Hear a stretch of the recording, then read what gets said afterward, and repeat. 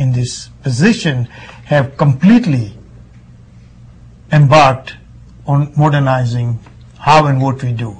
When I came on, we were doing 2 fingers. We are doing 10 today. We didn't have the facial recognition. We have facial recognition today. Today, remember, one of the biggest pride we take is that any applicant around the world today can apply online, web-based, from anywhere, anytime of the day. It's all electronic now.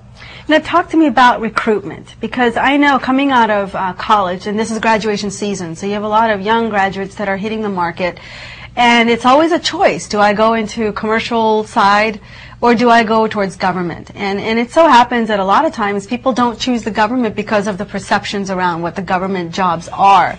And, you know, this idea that they're somehow stodgy, there's not much mobility, you don't get compensated as well as you do in the commercial side. Is that true? Or what do you have to say to young recruits that you might want to bring in? I would say it's a very satisfying career if one wants to do public service.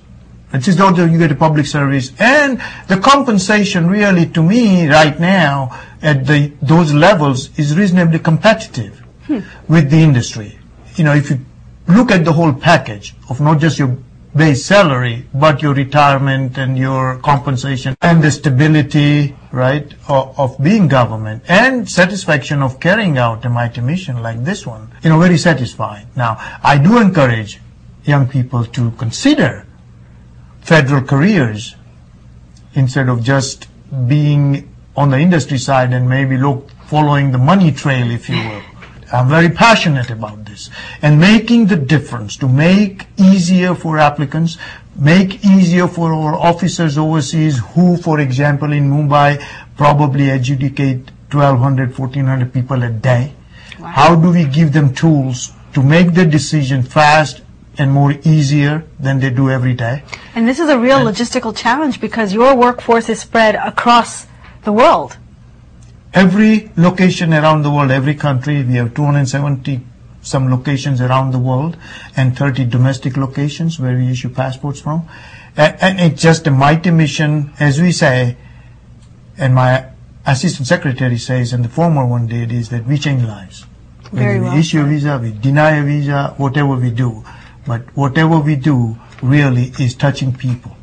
So coming out of the world of IT and having served the federal IT space, how did you end up in this role? What was your path and why did you choose this path? Well, as I say, you know, I came to this country 35 years ago, right? And it beat every expectation I had, right? It has been good to me. The federal IT has been tremendous to me, you know, and at that point I decided that it's payback time. How do I really pay back to this country that has done so much for me and my family? So I decided to go really in the public service, and I could not have landed in a better mission, so to speak, where really we touch individuals. It's very satisfying from this standpoint. To me, it's a payback time. You know, Bill Gates and Warren Buffett can talk about billions of dollars that they're going to provide to help humanity, so to speak. This is my way of saying I'm paying back. Individual contributions are just as important. Where is the Bureau going to be 10 years from now? What can we see in terms of change and evolution? Are we going to see radically new kinds of technologies come out that are going to support these types of services? What do you envision for the future? I think technology is going to drive as to what happens. It already is, and it will drive.